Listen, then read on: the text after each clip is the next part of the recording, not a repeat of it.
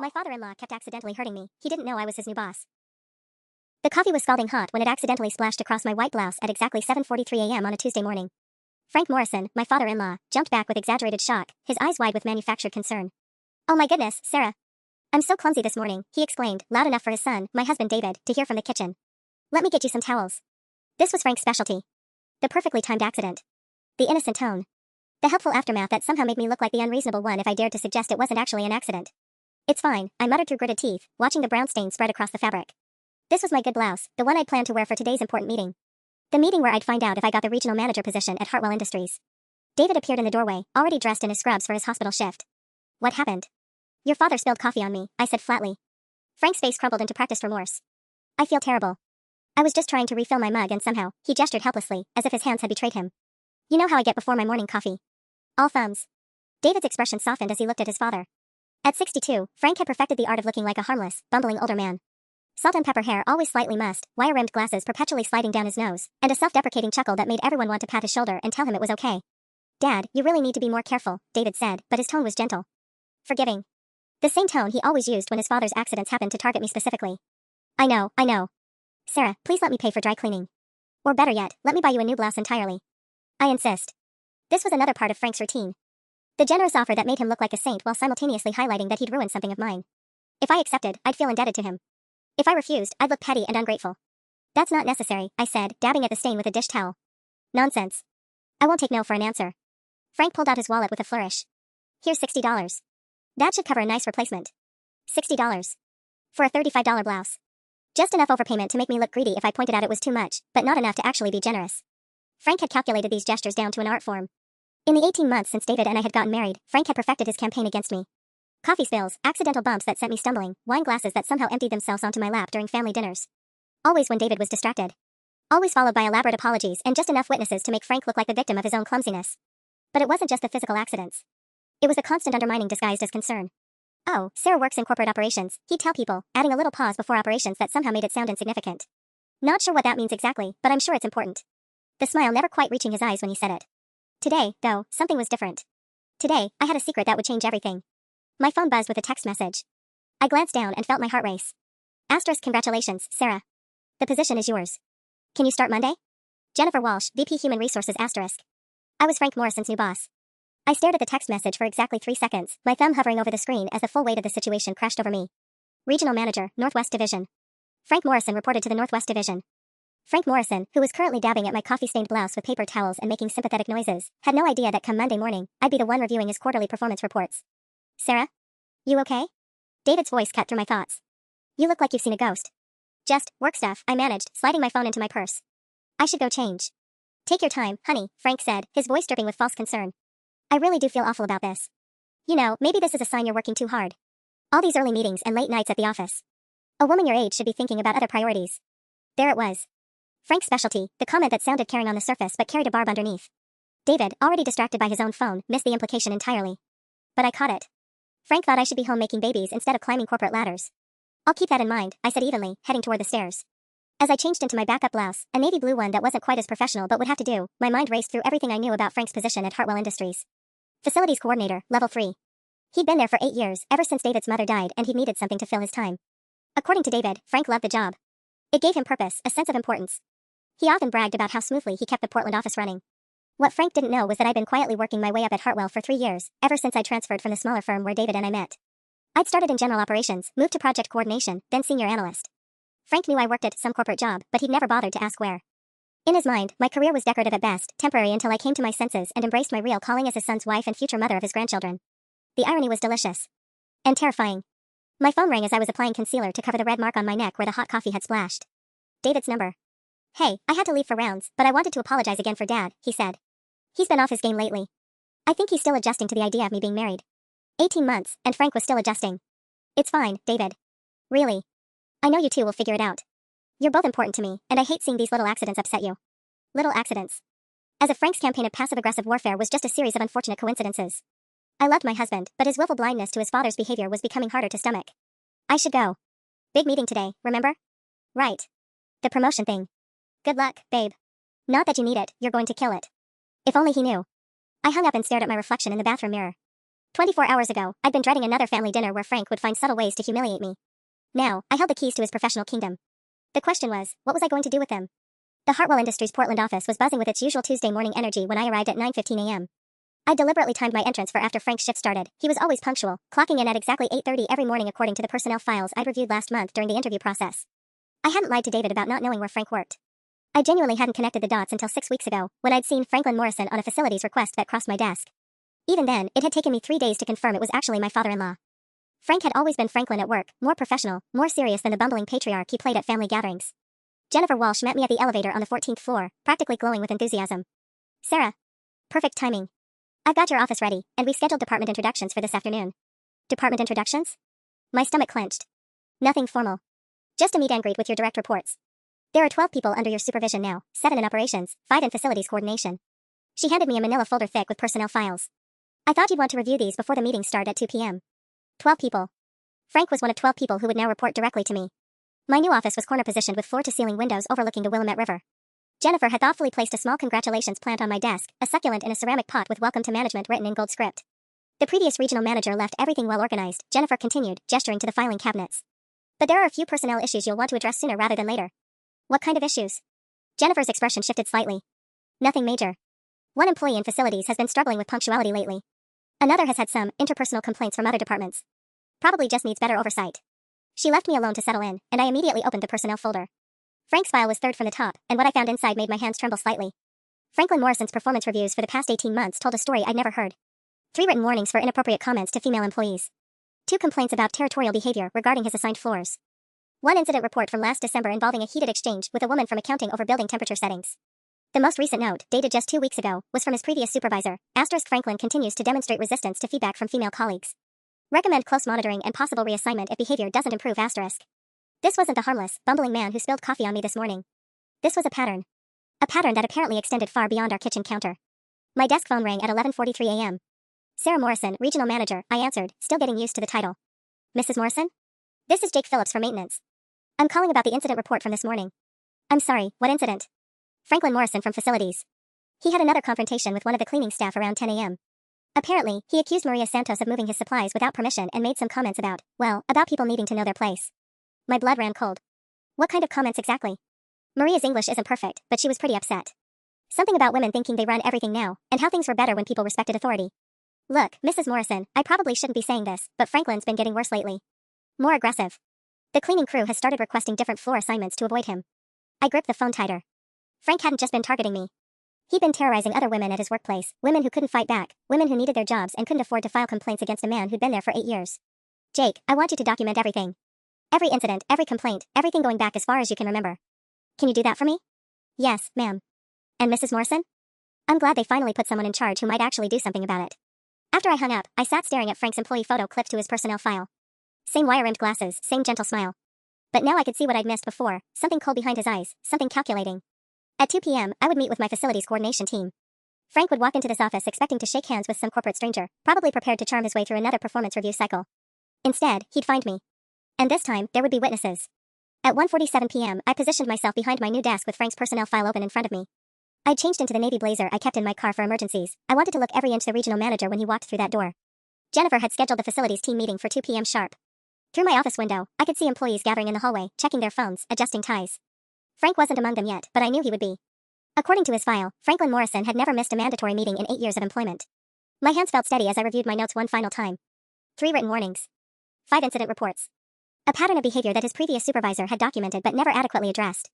The evidence was damning, but I had to be smart about this. One wrong move and Frank would play the victim, claim I was abusing my new position to settle personal scores. At 1:52 p.m., my assistant Kelly knocked on the door. Mrs. Morrison?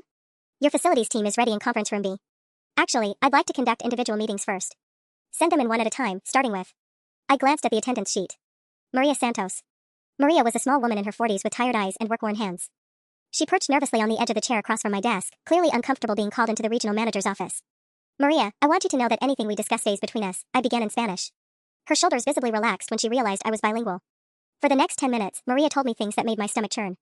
Frank had been making her life hell for months. Moving her cleaning supplies so she'd get in trouble for being inefficient. Accidentally undoing work she'd completed so she'd have to stay late. Making comments about how certain people didn't deserve jobs that real Americans needed. He never does it when supervisors are around, she whispered. Always when it's just him and me, or him and the other cleaning ladies. We tried to tell Mr. Patterson, Frank's previous supervisor, but he said Franklin was just particular about his floors. Maria, would you be willing to write down everything you just told me? With dates, if you can remember them? She hesitated. I need this job, Mrs. Morrison. I have 3 children. You'll keep your job. I promise you that. But I need your help to make sure this stops happening to you and everyone else. After Maria left, I met with 2 more facility staff members. The same story emerged. Frank Morrison was a workplace bully who targeted women, minorities, and anyone he perceived as beneath him in the company hierarchy. But he was careful, strategic, never crossing lines in front of people who mattered. At 2:23 p.m., Kelly's voice came through my intercom. Mrs. Morrison? Franklin Morrison is here for his individual meeting. This was it. 18 months of accidents and humiliation were about to collide with 8 years of workplace harassment and intimidation. I straightened my blazer and cleared my throat. Send him in. The door opened, and Frank Morrison stepped into my office with his characteristic slightly confused smile, already extending his hand in greeting. Good afternoon, I'm Franklin Morrison from Facilities Coordination. So nice to finally meet our new regional. He stopped mid-sentence. The color drained from his face as recognition dawned. Hello, Frank, I said calmly, not rising from my chair. Please, have a seat. We have quite a bit to discuss. For the first time in 18 months, Frank Morrison was speechless. Frank stood frozen in my doorway for exactly 7 seconds, I counted, before his brain apparently rebooted and that familiar mask of confused innocence slid back into place. Sarah. What a wonderful surprise. He moved toward the chair, but his usual confident swagger was gone. I had no idea you worked at Hartwell. Small world, isn't it? Sit down, Frank. He perched on the edge of the chair, hands fidgeting with his glasses. This is just, wow. Regional manager. David must be so proud. Though I have to say, I'm a little confused about why I'm here. My supervisor is usually Mr. Patterson in facilities operations. Mr. Patterson was transferred to the Seattle office last month. I'm your supervisor now. I opened his personnel file deliberately, letting him see his own photograph clipped to the folder. We need to discuss your performance. Frank's laugh came out slightly strangled. My performance? But Sarah, Mrs. Morrison, surely there's some kind of conflict of interest here. Family members supervising family members. Corporate must have policies about that. I've already cleared it with HR. As long as I maintain professional objectivity, there's no issue. I pulled out the first incident report, dated 3 weeks ago. Tell me about your interaction with Maria Santos on October 15th. Maria Santos? Frank blinked rapidly behind his glasses. I'm sorry, I work with so many people. Could you be more specific? The cleaning woman you accused of stealing your floor wax. The one you told to know her place when she explained she was just doing her job. Frank's face went through several expressions before settling on wounded confusion. That sounds like a misunderstanding. You know how language barriers can complicate things. I was probably just trying to explain our procedures, and maybe it came out wrong. Language barriers. I set down the report and picked up another one. What about Jennifer Kim from accounting? No language barrier there. You called her a pushy little princess when she asked you to unlock the supply closet. I never, Frank started, then caught himself. Look, Sarah, I think there might be some context missing here. Jennifer can be quite demanding, and I was having a stressful day. Sometimes we all say things we don't mean. This was fascinating. Watching Frank try to deploy his usual tactics, the innocent confusion, the reasonable explanations, while simultaneously realizing that his audience had changed. I wasn't David, ready to forgive and forget. I wasn't a family dinner guest he could charm. I was his boss, with a stack of documentation in front of me.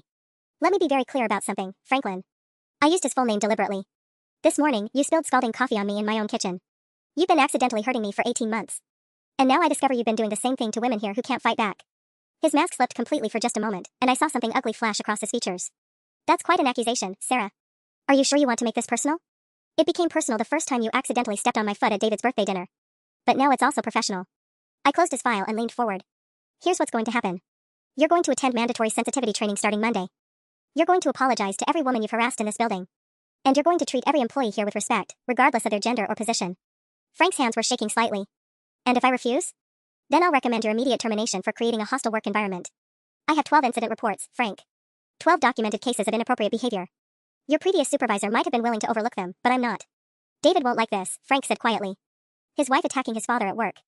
That's going to cause problems in your marriage, don't you think? There it was. The threat I'd been waiting for. Frank's nuclear option turned David against me. I smiled for the first time since he'd entered my office. You're welcome to tell David whatever you'd like. But you might want to explain why you never mentioned that we work at the same company. He might find it interesting that you kept that secret. Frank opened his mouth, then closed it again. We both knew he couldn't explain 18 months of concealed employment without revealing that he'd been deliberately excluding me from conversations about his work life. The sensitivity training starts Monday at 9 a.m., Franklin. Don't be late. Frank left my office at 2:47 p.m., walking like a man who'd aged 10 years in 20 minutes. I watched through my window as he moved across the parking lot to his silver Honda Civic, his usual confident stride replaced by something closer to a shuffle. I should have felt victorious. Instead, I felt hollow. My phone buzzed with a text from David. Asterisk, how did the promotion meeting go? Dad's making his famous lasagna tonight to celebrate. Can't wait to hear all about your new position. Party popper asterisk. I stared at the message, my thumb hovering over the keyboard. How exactly was I supposed to navigate dinner conversation now? Pass the garlic bread, and by the way, I spent the afternoon threatening your father's livelihood? Kelly knocked on my door at 3:15 p.m. Mrs. Morrison? There's someone here to see you. Says it's urgent. Maria Santos stood in my doorway, but she wasn't alone. Behind her were two other women I recognized from the facility staff, Jennifer Kim from accounting and another woman I hadn't met yet. Mrs. Morrison, Maria said, her voice stronger than it had been earlier. We heard about your meeting with Franklin. Word travels fast in this building. Jennifer stepped forward. We wanted to thank you. But also to warn you. She glanced nervously at the others. Franklin made some calls after he left your office. He's upset. What kind of calls? The third woman, who introduced herself as Linda Chen from HR processing, pulled out her phone. He called his friend Gary in maintenance. I was in the break room and overheard the whole thing. Franklin was asking questions about you. How long you've worked here, who you're friendly with, whether anyone's ever filed complaints about your work. My blood chilled. He's building a case against me. It gets worse, Jennifer said quietly. Gary mentioned that Franklin asked specifically about your marriage. Whether your husband knows about your workplace behavior. He's planning something, Mrs. Morrison. I sank back in my chair. Frank wasn't just going to take his punishment quietly. He was going to war, and he was smart enough to know that my marriage was my greatest vulnerability. There's something else, Maria added hesitantly. Franklin's been telling people that you got promoted because because you have connections. He's saying you're not qualified, that it's all politics. Connections? I laughed bitterly.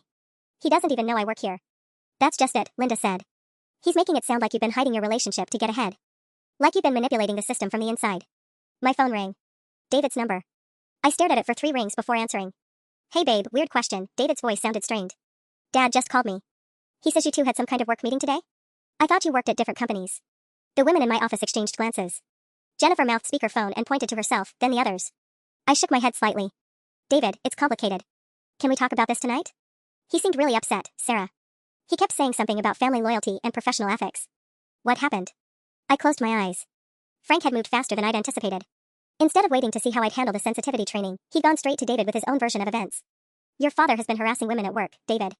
I'm his new supervisor, and I'm trying to address it professionally. Silence on the other end. Then, harassing women? Dad? Sarah, that doesn't sound like him at all. Maria shook her head sadly, and I realized she'd heard variations of this conversation before. The disbelief. The automatic defense of the harmless older man. We'll talk tonight, I said firmly. Actually, about tonight. Dad thinks it might be better if you didn't come to dinner. Just until this work thing gets sorted out. He doesn't want things to be awkward. There it was. Frank's first strategic strike.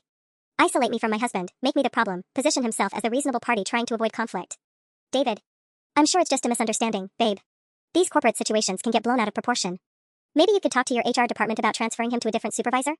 You know, to avoid any appearance of impropriety? The line went dead. My husband had just chosen his father over me without even hearing my side of the story. Maria reached across my desk and squeezed my hand. We're with you, Mrs. Morrison. All of us. Whatever it takes. I looked at these 3 women who barely knew me, offering support while my own husband withdrew it, and realized that Frank had just made his biggest mistake. He'd shown me exactly how high the stakes really were. The rest of my Tuesday afternoon crawled by in a haze of administrative tasks and growing dread. I tried to focus on budget reports and quarterly assessments, but every few minutes my phone would buzz with another text from David. Asterisk dad says you threatened his job. That's not like you, asterisk. Can we please just talk this through rationally? Asterisk he's been at that company for 8 years, Sarah. This could destroy him, asterisk. At 4:43 p.m., I finally turned off my phone and buried it in my desk drawer. But 20 minutes later, Kelly knocked again. Mrs. Morrison? I'm sorry to bother you, but there's a gentleman here who says he's your husband. He seems upset. My stomach dropped. David never left the hospital during his shift unless there was an emergency. I followed Kelly to the reception area and found him still in his scrubs, his hair disheveled like he'd been running his hands through it. David? What are you doing here? I needed to see where you work, he said quietly. I needed to understand how this happened. I glanced around the lobby, acutely aware of the other employees pretending not to stare. David's voice was carrying, and his distressed appearance was drawing attention. Can we please talk privately? I gestured toward the elevator. In my office, David stood with his back to me, staring out at the river. Explain to me how my wife became my father's boss without either of them knowing it. I didn't know Frank worked here until 6 weeks ago. And he clearly had no idea I did either, or he would have mentioned it. 6 weeks? David spun around. You've known for 6 weeks and didn't tell me? I was still processing it myself. And honestly, after everything Frank's put me through, I wasn't sure how to bring it up. David's face darkened. Everything he's put you through? Sarah, he spills things sometimes. He's getting older, his coordination isn't what it was. That's not harassment. David, I have 12 documented complaints against your father from other employees. 12. Women who are afraid to work on his floor because of how he treats them. That's impossible. But even as he said it, uncertainty crept into his voice. I pulled out Maria's written statement, the one she delivered an hour after our meeting. Read this. Read what your father said to a woman who's working 2 jobs to support her kids. David took the paper reluctantly. I watched his face change as he read Maria's account of Frank's comments about people like her taking jobs from real Americans, about women who don't know their place. This has to be a misunderstanding. Maybe lost in translation. David. I opened my laptop and pulled up the incident report database. November 3rd, Franklin Morrison told Janet Walsh from payroll she was too pretty to worry about numbers and asked if she'd rather help him inventory cleaning supplies in the basement. October 18th, Franklin Morrison cornered Lisa Park in the supply closet and asked if she was one of those aggressive Asian women he'd heard about. David sank into the chair Frank had occupied hours earlier. I don't understand. This isn't the man who raised me. Maybe it's not the man he was around you. But it's who he's been to every woman in this building. And it's who he's been to me for 18 months. But why wouldn't you tell me? If it was really that bad. Because every time I tried, you defended him. Every accident, every cutting comment, every humiliation, you found a way to excuse it. You made me feel like I was the problem for not giving him more chances. David buried his face in his hands. Jesus, Sarah. What are we supposed to do now? Before I could answer, my office door burst open without a knock. Frank stood there, his face flushed and his eyes wild with desperation. David, thank God you're here. We need to talk about what your wife is trying to do to our family. Kelly appeared behind him, looking mortified. I'm so sorry, Mrs. Morrison. He pushed right past me. It's fine, Kelly. Please close the door. Frank advanced toward my desk, and for the first time, I felt genuinely afraid of him. His careful mask had completely slipped, revealing something raw and angry underneath. You think you're so clever, don't you? He hissed. Coming into my workplace, trying to destroy everything I built here. But I know what this is really about. Dad, calm down, David started. No. Frank whirled on his son. She's been planning this, David. She transferred to this company specifically to get power over me. This whole promotion, it's revenge because she can't handle a little family teasing. I felt something cold settle in my chest. A little family teasing? Is that what you call 18 months of deliberate humiliation? Frank's laugh was ugly. You want to see real humiliation? I've been making calls all afternoon. Turns out your precious promotion might not be as secure as you think. What calls? I kept my voice level, but my heart was pounding. Frank pulled out his phone with theatrical flair. I've been here 8 years, Sarah. I know people. Important people. Like Richard Hartwell Jr., who happens to golf with my old college roommate every Thursday. David looked between us in growing horror. Dad, what did you do? I made sure the right people know about this conflict of interest. A wife using her new position to settle personal scores with her father-in-law? Corporate takes that very seriously. Frank's smile was vicious. Especially when that wife has been hiding family connections to advance her own career. My blood turned to ice. I never hid anything. HR approved. Oh, they approved it after you were already promoted. But did you disclose our relationship during the interview process? When they asked about potential conflicts of interest? Frank leaned forward. Because I'm betting you didn't mention that your father-in-law worked here. That looks an awful lot like fraud, doesn't it? The silence stretched between us. David was staring at me with dawning realization, and I felt the walls closing in. I didn't know you worked here when I applied for the position, I said quietly. But you knew 6 weeks ago. Before your final interview. Before they made their decision. Frank's voice dripped with false sympathy. And you chose not to mention it. Why do you think that is? Because I knew this would happen, I thought. Because I knew you'd find a way to use it against me. Sarah? David's voice was small. Is that true? I looked at my husband, really looked at him, and saw that Frank had already won. The doubt in David's eyes, the way he'd automatically sought his father's version of events, the speed with which he'd suggested I transfer Frank to another supervisor. 18 months of marriage, and when forced to choose, he'd chosen blood over partnership. Yes, I said finally. I knew Frank worked here, and I didn't disclose it in my final interview. Frank's triumphant smile made my stomach churn. Richard Jr. is very interested in meeting with you tomorrow morning. 9 a.m. sharp. I believe he wants to discuss your future with the company. My phone buzzed on the desk. A text from Jennifer Walsh in HR, Sarah, need to see you first thing tomorrow. Some concerns have been raised. Don't panic, but come prepared to discuss your hiring process, Frank had been thorough. Whatever connections he'd leveraged, they were powerful enough to reach the VP of Human Resources on a Tuesday evening. Dad, this is going too far, David said weakly, but there was no real conviction in his voice. Too far? Your wife threatened my livelihood today, son. She used confidential company information to intimidate me in a closed-door meeting. She's abusing her authority to wage a personal vendetta. Frank straightened his glasses, his familiar mask of wounded innocence sliding back into place. I'm just protecting myself through proper channels. The incident reports are real, Frank, I said desperately. Maria Santos, Jennifer Kim, Linda Chen, they're all willing to testify about your behavior. Maria Santos, who barely speaks English and might say anything to keep her job. Jennifer Kim, who's been written up twice for attendance issues. Linda Chen, who was passed over for promotion 3 times. Frank shook his head sadly. Sarah, these are disgruntled employees looking for someone to blame for their own shortcomings. You should know better than to base personnel decisions on office gossip. The way he dismissed these women, reducing their experiences to office gossip, attacking their credibility with surgical precision, revealed more about Frank's true nature than any incident report ever could. But I could see from David's expression that the damage was done. I think we should all go home and cool off, David said finally. Talk about this rationally tomorrow. Frank nodded sagely. That's very wise, son. Sometimes these workplace situations require time to sort themselves out properly. As they left my office together, I heard Frank's voice in the hallway. I just hope she hasn't damaged her reputation permanently. These corporate politics can be so unforgiving. I was alone at 6:23 p.m., watching the sun set over Portland, wondering if I'd still have a job tomorrow. I sat in my empty office until 8:47 p.m., staring at my computer screen and trying to craft an email that might save my career. 3 drafts later, I deleted everything and called the one person who might have answers. Jennifer? It's Sarah Morrison. I'm sorry to call so late. Jennifer Walsh's voice was carefully neutral. Sarah.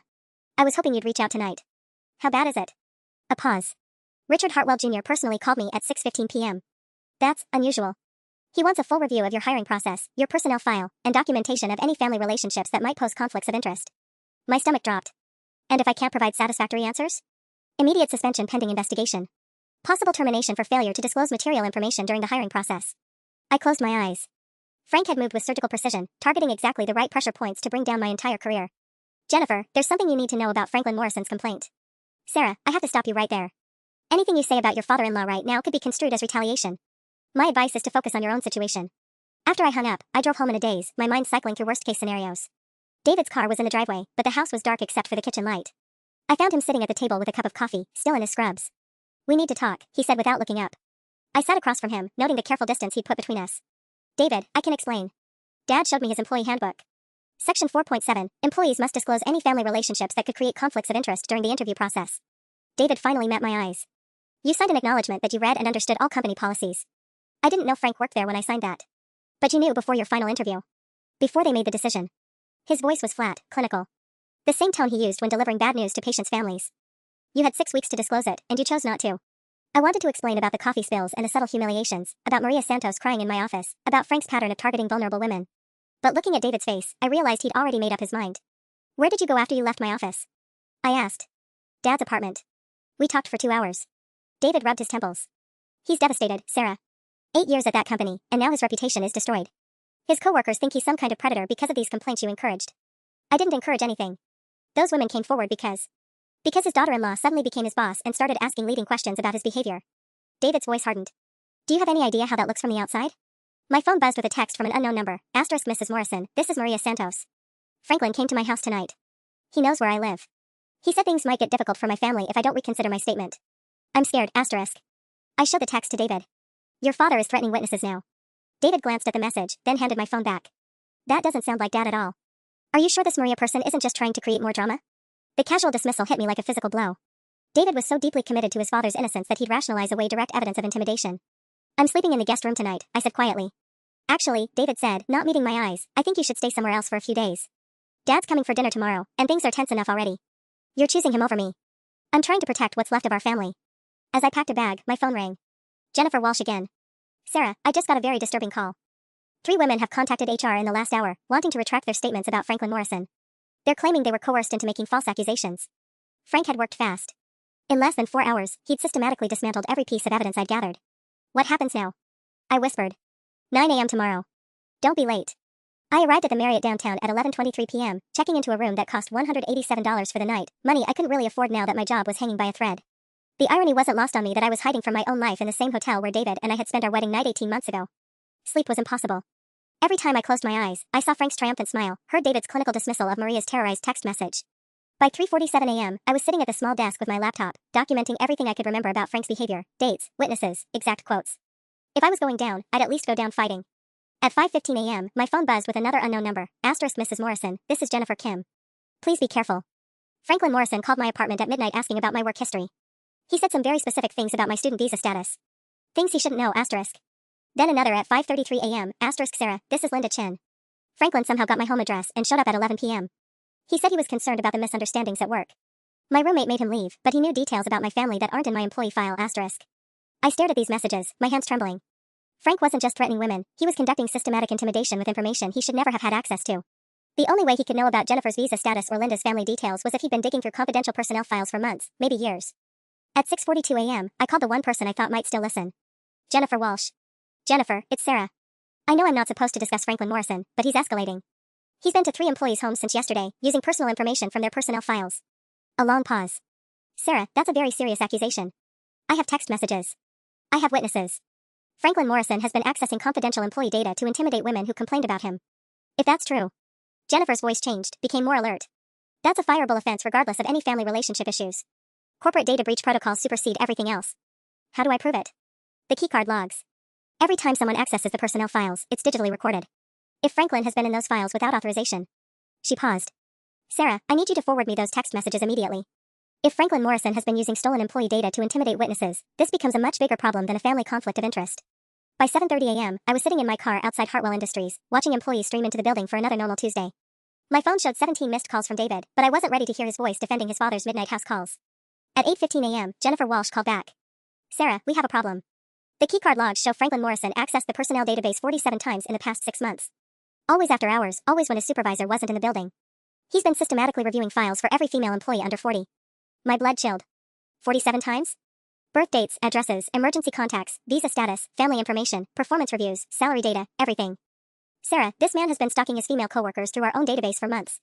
What does this mean for my meeting with Hartwell Jr.? It means Franklin Morrison just became our biggest liability, not you. Can you be here in 20 minutes? Richard Jr. needs to see this data immediately. As I walked toward the building entrance, my phone buzzed with one final message from David. Asterisk Dad says you've been spreading lies about him to save your own job. I'm starting to believe him. We need a break, Sarah. A real one, asterisk. I deleted the message without responding and walked through the front doors of Hartwell Industries, ready for the fight of my life. The conference room on the 15th floor felt like a courtroom at 8:47 a.m. Richard Hartwell Jr. sat at the head of the polished mahogany table, a silver-haired man in his 60s whose family name was etched into the building's lobby. To his left, Jennifer Walsh had spread out printed keycard logs like evidence exhibits. To his right sat someone I didn't recognize, a stern woman in a navy suit who introduced herself as Patricia Chen, corporate legal. Mrs. Morrison, Hartwell Jr. began, his voice carrying the weight of old money and older authority. We have a very serious situation here. My mouth felt like sand. Yes, sir. Jennifer has briefed me on the keycard irregularities involving your father-in-law. 47 unauthorized accesses to personnel files over 6 months. He leaned forward. But we also have Franklin Morrison's allegations about your failure to disclose family relationships during the hiring process. Patricia Chen opened a manila folder thick with documents. Let's start with the conflict of interest issue. You signed this acknowledgement on March 15th, stating you had no family connections that could impact your employment. That was 3 weeks after you discovered Franklin Morrison worked here. I didn't discover it until March 23rd, Jennifer interrupted, consulting her notes. You emailed me asking about reporting structures in the facilities department. You specifically inquired about Franklin Morrison's supervisor chain. My heart sank. That email was going to destroy me. However, Patricia continued, Franklin Morrison signed the exact same disclosure form when he was hired 8 years ago. And renewed it annually. She slid another document across the table. Including this renewal dated January 18th of this year, 3 months after your wedding announcement appeared in the Portland Tribune Society pages, listing Sarah Chen as marrying David Morrison, son of Franklin Morrison. I blinked. What? Hartwell Jr.'s expression had shifted slightly. Franklin Morrison renewed his conflict of interest disclosure 4 months ago, certifying he had no family relationships within the company. But he had to know his new daughter-in-law worked here by then. The wedding announcement included Sarah's employer, Jennifer added. It specifically mentioned her promotion from her previous firm to a senior position at a major Portland corporation. Franklin could have easily connected those dots. Patricia pulled out another document. More concerning is this, Franklin Morrison requested the organizational charts for operations and project management in February. 2 weeks before Sarah's final interview for regional manager. The room went silent. I felt like I was watching a chess game where I'd just realized I wasn't the one being checkmated. You think he knew, I whispered. You think Frank knew I worked here, knew I was up for promotion, and said nothing deliberately. The timing suggests he was tracking your career progression, Patricia said clinically. The question is why he'd want his daughter-in-law to become his supervisor. Richard Hartwell Jr. stood and walked to the floor-to-ceiling windows overlooking the city. Mrs. Morrison, what's your assessment of Franklin Morrison's motivations? I thought about 18 months of coffee spills and humiliation, about Maria Santos crying in my office, about Frank's midnight visits to employees' homes. I think he wanted me in a position where any action I took against him would look like family retaliation. He's been creating a pattern of behavior that would force me to either ignore his harassment of other employees or appear vindictive when I addressed it. A setup, Jennifer breathed. He manipulated the situation so that you'd be compromised either way. My phone buzzed with a text from David, asterisk Dad's in the hospital. Chest pains. Where are you, asterisk? I showed the message to the room. Patricia Chen's expression hardened. That's convenient timing. Mrs. Morrison, we're going to need you to stay available today while we investigate this further. As I rushed toward the elevator, Hartwell Jr.'s voice followed me. Franklin Morrison just made this a corporate security issue. This is far from over. The cardiac wing of Portland General smelled like disinfectant and fear. I found David in the family waiting area at 11:23 a.m., still in yesterday's wrinkled scrubs, his hair sticking up at odd angles. He looked up when I approached, and for a moment, relief flickered across his face before hardening back into suspicion. How did you even know we were here? He asked. You texted me, David. 47 minutes ago. He pulled out his phone, frowning. I did? I don't remember. He rubbed his eyes. I've been awake for 36 hours. Dad collapsed at 6:15 this morning. Chest pains, difficulty breathing. Is he okay? Stable. They're running tests. David finally looked at me directly. Sarah, what did you do to him yesterday? He was terrified when he came home. Kept saying you were going to destroy his life. Before I could answer, Dr. Patricia Williams emerged from the cardiac unit, her expression professionally neutral. Mr. Morrison? Your father is asking for you. Room 314. David stood, then hesitated. Sarah, maybe you should wait here. Actually, Dr. Williams interjected, Mr. Franklin Morrison specifically requested to speak with both of you. Together. Frank looked smaller in the hospital bed, oxygen cannula draped across his pale face. But his eyes were alert, calculating. He'd been waiting for us. David, thank God. Frank's voice was weak but steady. Sarah, I'm surprised you came. Dad, save your strength, David said, taking the chair beside the bed. Frank's laugh turned into a cough. Strength for what? She's already destroyed everything that mattered to me. He looked directly at me. I suppose you're satisfied now. Frank, I never wanted. The stress test results came back abnormal, Frank interrupted, his voice gaining theatrical weight. Dr. Williams says the cardiac episode was triggered by acute anxiety. Professional anxiety. His pause was perfectly timed. Apparently, having your livelihood threatened by family can literally break your heart. David's face crumpled. Dad, don't say things like that. It's true, son. 8 years I built my reputation at that company. 8 years of perfect performance reviews, employee appreciation awards, friendships with colleagues. And in one afternoon, your wife destroyed it all. My phone vibrated against my leg. A text from Jennifer Walsh, *emergency. Franklin Morrison's medical leave request was submitted at 6:45 a.m., before his collapse at 6:15 a.m. Someone filed it 30 minutes before the incident occurred, *. I stared at the message, my mind racing. Frank had submitted paperwork for a stress-induced medical leave before he'd actually had the stress-induced medical emergency. Frank, I said carefully, when exactly did you start feeling chest pains? Around midnight, he said, not missing a beat. Right after I got those threatening calls from your HR department. The intimidation, the accusations, my body couldn't handle the stress. But Jennifer hadn't called anyone at midnight. I'd spoken to her at 6:42 a.m., and she called Frank's accusers, not Frank himself. What threatening calls? David asked, immediately protective. Frank's performance was flawless, the wounded patriarch, gasping slightly between words for dramatic effect. Corporate investigators, demanding I come in for questioning about data breaches and harassment allegations. They said Sarah had compiled a case against me, that I could be facing criminal charges.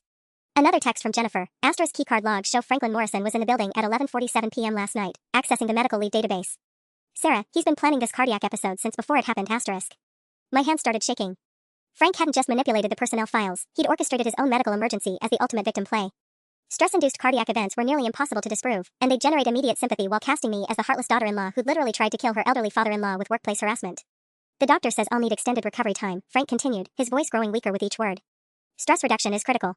Which means? He looked at David with manufactured sadness. I don't think I can handle having Sarah in my life right now. For my health. David's face went white. Dad, you can't ask me to choose. I'm not asking you to choose anything, son. I'm just telling you what my cardiologist says I need to survive this. Frank's oxygen monitor beeped steadily, his vitals perfectly normal for a man supposedly on the edge of cardiac catastrophe. Family harmony. Peace. An environment free from workplace retaliation and vindictive behavior. My phone rang. Jennifer Walsh. I have to take this, I said, stepping into the hallway. Sarah, we have him. The medical leave form was pre-filled with yesterday's date but submitted using an administrative override code that Franklin shouldn't have had access to. He's been planning this collapse for hours, maybe days. Through the window, I could see Frank gripping David's hand, his performance reaching its crescendo. My husband was crying, completely convinced that his wife had given his father a heart attack. Jennifer, how do I prove this to David without sounding like a conspiracy theorist? You don't have to. Hospital security cameras caught Franklin Morrison walking normally to the parking garage at 11:52 p.m., then returning at 6:10 a.m. in an ambulance. There's a 5-minute gap where he disappears from camera range near the emergency entrance. Frank Morrison had driven himself to the hospital in the middle of the night, hidden his car, and then somehow triggered his own medical emergency in the exact location where he'd be found quickly. When I walked back into room 314, Frank was speaking in hushed, urgent tones to David. Promise me you'll protect yourself from this situation, son. Don't let her drag you down with her vendetta against me. David looked up at me with eyes full of betrayal and grief, and I realized that Frank's final manipulation might be the one that cost me everything. At 2:47 p.m., hospital security arrived at Frank's room with footage that changed everything. Mrs. Morrison? I'm Officer Janet Rodriguez with Portland General Security. She nodded to David, then fixed her attention on Frank, who suddenly looked much more alert in his hospital bed. Mr. Morrison, we need to discuss your activities in our parking garage last night. Frank's oxygen monitor started beeping faster. I'm sorry, I don't understand. Officer Rodriguez pulled out a tablet and angled it so we could all see the screen. Security camera footage from 11:52 p.m. That's you walking through level 3 of our parking structure, correct? The video was crystal clear. Frank Morrison, moving with perfectly normal coordination, heading toward the stairwell marked emergency department access. David's face went pale. Dad, what were you doing at the hospital at midnight? I was feeling unwell. Chest tightness. I drove myself here but then felt better in the parking lot, so I went home. Frank's voice had lost its theatrical weakness. Sometimes anxiety causes false alarms. Interesting, Officer Rodriguez said, swiping to the next video. Because this is footage from 6:08 a.m. this morning. Same parking level, same stairwell. But this time, you're being wheeled out on a stretcher. The timestamp was impossible to argue with. Frank had returned to the exact same location where he'd felt better 6 hours earlier, but this time he'd needed emergency intervention. Officer Rodriguez, I said carefully, is there footage of Mr. Morrison between those two times? That's where it gets unusual. We have him disappearing into the stairwell at 11:54 p.m., but no footage of him leaving the building. Then at 6:08 a.m., our emergency team finds him collapsed in that same stairwell, claiming he'd just arrived and was trying to walk to the ER when chest pains overwhelmed him. David was staring at his father with dawning horror. Dad, did you spend the night in the hospital stairwell? Frank's mouth opened and closed like a fish out of water. The careful victim narrative he'd constructed was crumbling in real time. My phone buzzed with another text from Jennifer Walsh. Franklin's keycard accessed the Hartwell building at 12:23 a.m. while he was supposedly having chest pains at the hospital. Sarah, he left the hospital, drove back to work, filed the medical leave paperwork, then returned to stage his collapse. I showed the message to Officer Rodriguez, who raised her eyebrows. Mr. Morrison, did you leave the hospital premises after midnight? This is harassment, Frank said weakly. I'm a cardiac patient being interrogated. Dad. David's voice was deadly quiet. Answer the question. The silence stretched between us. Frank's oxygen monitor showed his heart rate climbing, real stress this time, not manufactured drama. I may have stepped out briefly to get some air. The hospital environment was making my anxiety worse. Officer Rodriguez made a note on her tablet. Mr. Morrison, stepping out for air doesn't typically involve a 40-minute round trip to downtown Portland at 12:30 a.m. Frank's face crumpled, but this time the emotion looked genuine. Raw desperation instead of calculated manipulation. I needed to protect myself. Sarah was going to destroy everything I built. 8 years of my life, and she was going to take it all away because of some misunderstandings with difficult employees. Misunderstandings? David's voice cracked. Dad, you terrorized women at work. You went to their homes. You accessed their personal files illegally. I was trying to resolve conflicts professionally. You filed a fake medical leave request and then staged a heart attack to frame your daughter-in-law for attempted murder. David was standing now, his face flushed with anger I'd never seen before. How is any of that professional? Frank reached for his son's hand, but David pulled away. David, please. You have to understand, she backed me into a corner. I panicked. No, Dad. You've been planning this for months. Maybe years. David's voice was getting stronger, more certain. You knew Sarah worked at Hartwell before she got promoted. You manipulated the situation so she'd be forced to either ignore harassment or look vindictive when she addressed it.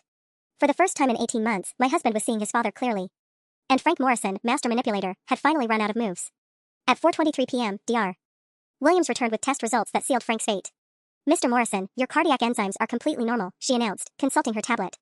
No evidence of heart attack, no signs of cardiac distress. Your EKG shows a perfectly healthy heart for a man your age. Frank's face went ashen. But the chest pains, the breathing difficulty. Consistent with anxiety, not cardiac events. Which raises questions about your medical leave request, since it specifically cited acute myocardial stress as the diagnosis. Dr. Williams looked between Frank and David. That's a very specific medical term for someone to use before receiving an actual diagnosis. David slumped in his chair, the weight of his father's deceptions finally hitting him. How long have you been planning this, Dad? Frank's silence was answer enough. Officer Rodriguez closed her tablet and stood. Mr. Morrison, we're going to need you to come with us for questioning about insurance fraud. Falsifying medical emergencies to claim benefits is a felony. Wait, Frank said desperately. This is all a misunderstanding. I was genuinely stressed about my job situation. That can cause physical symptoms. Genuine stress doesn't require pre-filing medical leave paperwork 12 hours before the incident, I said quietly. Or accessing building security codes to stage your collapse in the perfect location. My phone rang. Jennifer Walsh again. Sarah, we found something else. Franklin Morrison has been systematically photographing female employees without their knowledge. His computer hard drive has over 300 images taken in the break room, parking garage, and other common areas over the past 2 years. The room went completely silent. Frank's oxygen monitor was the only sound, beeping frantically as his heart rate spiked with real panic this time. What kind of photographs? David asked, though his voice suggested he already knew. Jennifer's voice was grim. Upskirt shots, cleavage photos, images taken through office windows when women were changing clothes. All date stamped and organized into folders by employee name. Frank tried to sit up in bed. That's impossible. Someone planted those files. The metadata shows continuous uploads from your personal keychain camera over 24 months, Jennifer continued. Along with search history showing you researched employee home addresses, social media profiles, and family information for stalking purposes. Officer Rodriguez was already calling for backup. Mr. Morrison, you're under arrest for voyeurism, stalking, and insurance fraud. You have the right to remain silent. David stood and walked to the window, his shoulders shaking. When he finally turned back to his father, his face was a mask of disgust and grief. 18 months, he said quietly. 18 months I defended you. 18 months I made Sarah feel crazy for seeing what was right in front of my face. Frank's voice was barely a whisper. David, I'm still your father. No, David said firmly. My father died the first time you terrorized a woman and made me complicit by defending you. As Officer Rodriguez and her partner escorted Frank from the room in handcuffs, he turned back one final time. Sarah, I hope you're satisfied. You've destroyed a family. No, Frank, I replied, feeling something heavy lift from my chest. You did that all by yourself. David reached for my hand as we watched his father disappear down the hospital corridor. I'm so sorry, he whispered. God, Sarah, what have I done? The apology I'd waited 18 months to hear finally came, but it felt hollow against the magnitude of what we both lost. Frank Morrison had burned down everything in his path, including the son who'd loved him unconditionally. 6 months later, I stood in the same conference room where my career had nearly ended, but this time the atmosphere was entirely different. Richard Hartwell Jr. sat across from me with a satisfied expression, while Jennifer Walsh spread out newspaper clippings and legal documents like trophies. The Portland Tribune wants to do a feature story, Hartwell Jr. announced. Corporate whistleblower exposes systematic workplace harassment. It's exactly the kind of publicity we want, Hartwell Industries taking decisive action to protect employees. The headlines told Frank's story in stark black and white, former facilities manager sentenced to 18 months for voyeurism and stalking. Insurance fraud case highlights corporate security gaps. Dozens of women come forward after arrest. Jennifer slid a final document across the table. Your promotion to Vice President of Employee Safety is effective immediately. $68,000 salary increase, plus oversight of our new anti-harassment protocols for all Northwest divisions. I stared at the offer letter, remembering the morning Frank had spilled coffee on my blouse and dismissed my career as unimportant. Vice President Morrison, I said, testing the sound of it. The board was unanimous, Hartwell Jr. continued. What you uncovered here saved us from potentially millions in lawsuits. Maria Santos alone had grounds for a discrimination case that could have destroyed our reputation. Maria Santos, who now worked in our administrative offices with a 30% pay raise and her 3 children's college funds fully endowed by the Hartwell Foundation. Jennifer Kim, who'd been promoted to senior accountant after we discovered Frank had been sabotaging her work reviews. Linda Chan, who'd become our new director of human resources compliance. My phone buzzed with a text from David. Dinner at Romano's tonight? 7 p.m.? I have something to show you. Our marriage had survived Frank's destruction, but barely. 6 months of couples therapy, rebuilding trust brick by brick, learning to communicate without his toxic influence poisoning every conversation. David had moved out of his father's shadow and into his own life, our life, for the first time in 34 years. There's one more thing, Jennifer said, pulling out a certified letter. Franklin Morrison's appeal was denied yesterday. His conviction stands, and he's been ordered to pay $73,000 in restitution to his victims. $73,000. Almost exactly what Frank would have earned in the 2 years he'd been terrorizing women at Hartwell Industries. Perfect mathematical justice. At Romano's that evening, David was waiting at our usual table with an envelope in his hands and an expression I hadn't seen in months, genuine happiness. I have news, he said as I sat down. I got the chief resident position at Portland General. But that's not the important part. He slid the envelope across the table. Inside was a deed to a small house in southeast Portland, 3 bedrooms with a garden and a front porch swing. It's ours, David said quietly. No family money, no inheritance from Dad's side, no strings attached. Just us, building something that belongs to only us. I looked at the address, 2847, Maple Street, and felt tears sting my eyes. A home where no one would spill coffee on me, where no one would dismiss my career or make me feel small. A place where David and I could finally figure out who we were without Frank Morrison's manipulations shaping every interaction. There's something else, David continued, reaching across the table to take my hand. I want to renew our wedding vows. Do it right this time, without Dad's influence, without his games. Just you and me, making promises we can actually keep. As we walked to our new house that night, keys heavy in my pocket, I thought about Frank in his prison cell 90 miles away. He'd spent 18 months trying to prove I wasn't good enough for his son, that I didn't deserve success or respect or happiness. Instead, he'd given me everything I'd ever wanted, a career that mattered, a marriage built on truth, and the unshakable knowledge that I was strong enough to survive anything. Sometimes the best revenge isn't revenge at all. Sometimes it's simply living well despite someone's attempts to destroy you. Frank Morrison had taught me that lesson perfectly.